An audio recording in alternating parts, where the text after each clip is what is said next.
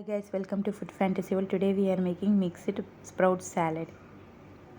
Healthy weight loss salad. Sprouts 200 grams.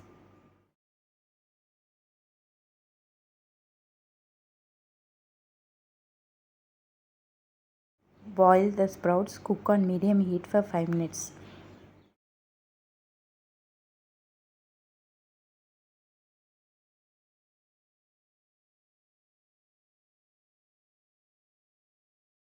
Close the lid. Cook for 5 minutes.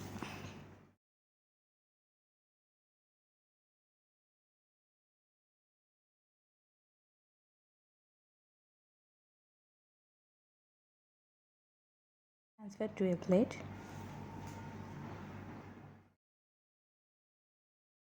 Put an onion, half cup.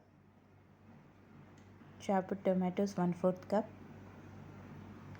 Green chilies, half tablespoon, optional.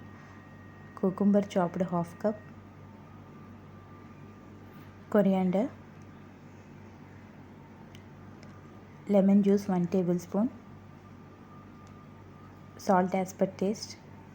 Red chili powder, half tablespoon. Mix everything.